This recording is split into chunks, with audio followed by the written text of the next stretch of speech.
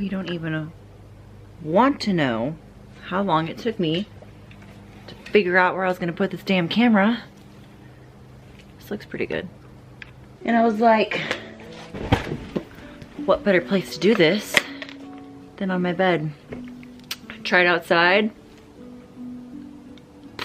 Tried to move my living room around. So I was like, all right, where do I feel comfortable? My bed. So, shall we get the cat hair out of my coffee? Off my cup.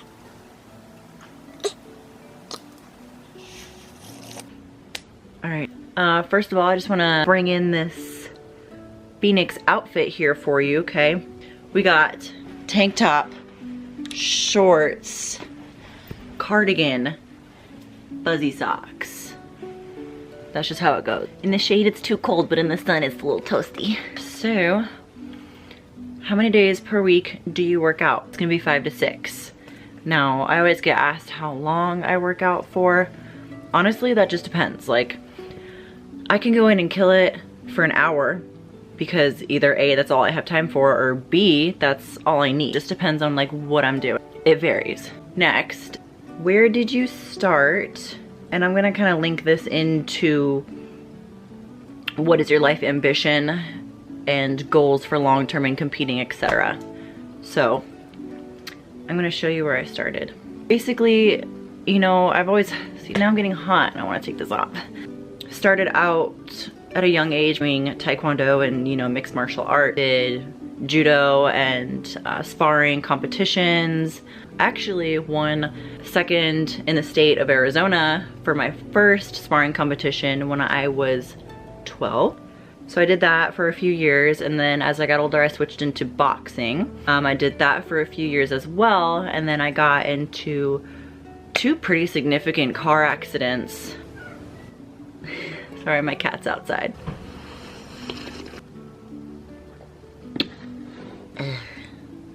So the first one that I got in 2011, I would say that I mainly healed up from for the most part, but right before I got to 100%, I got in another car accident, and that one just really messed me up.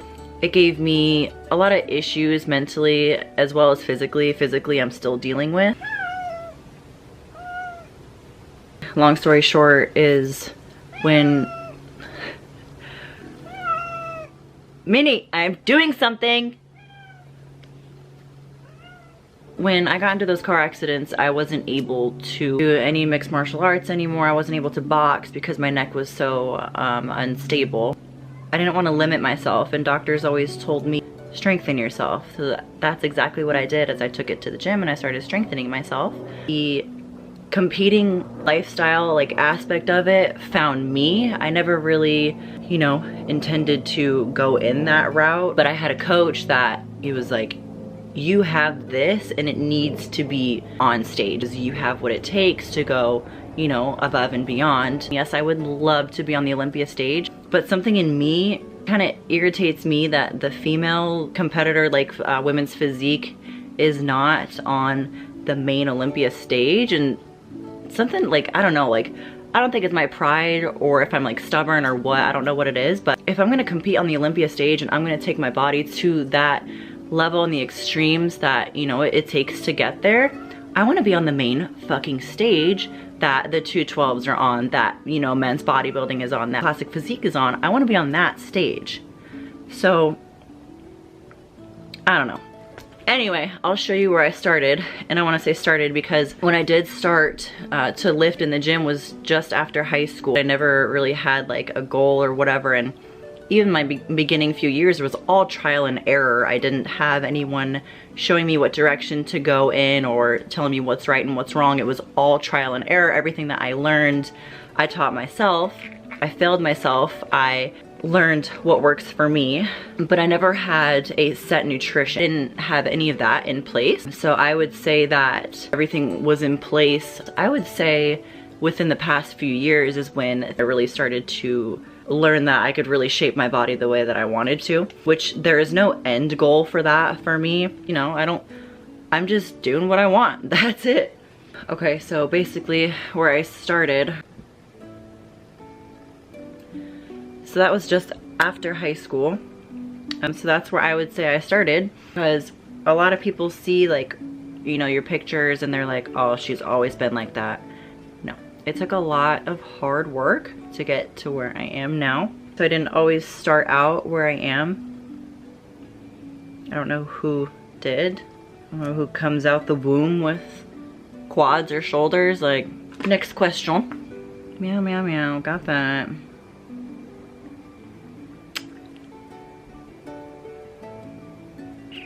What is one thing that you struggled with most and how did you overcome it?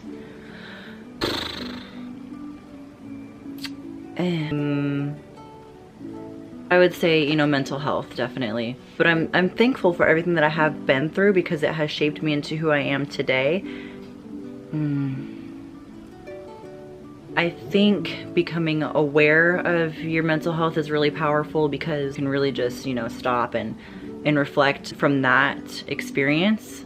Like, what can you gather from that to apply it to the future so that, you know, you don't allow yourself to feel like that again. Having that is just so much power.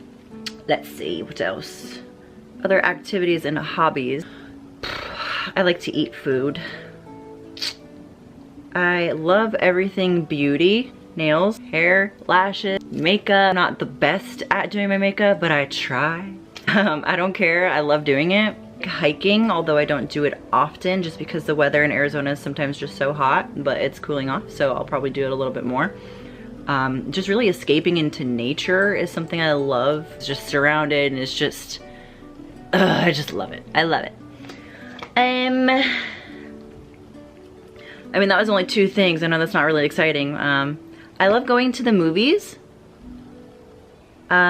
Skills and mindset that you developed in 2018 that you will apply to 2019. Please hold. Oh, great. I had one job. One job.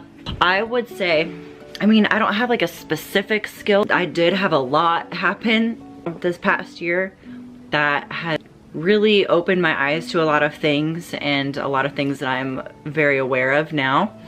Like I said before, being able to reflect on the things that you have gone through, and instead of letting them, you know, tear you down or get you down or affect how you will be in the future, let it teach you instead of get you down. Take what you can learn and apply it, not let it, you know, negatively impact you, but think of what you can gather from it to positively impact you and your future and your life. I would say balance, meaning it's not the end of the world if I miss a lift for a day or 2 days or whatever. Like, if I'm on vacation, yeah, of course, my first thing is to find a gym to go to and pay for that week or however long I'm there for.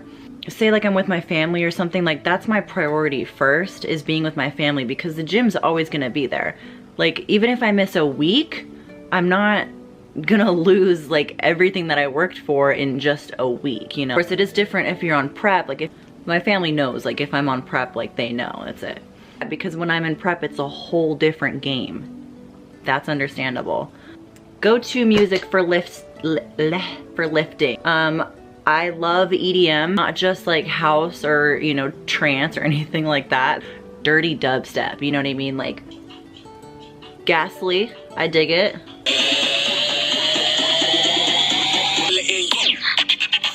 That's enough. We've got Kevin Gates, Post Malone, Flosstradamus, Dr. P, Bullet for My Valentine, of course. So I think that's it. I mean, I picked 10 of them. Well, thank you for watching. It's been fun. I don't really know how to close these out. A lot of people have like their own like outro and intro, and I'm just like, hi, bye, okay. Mwah.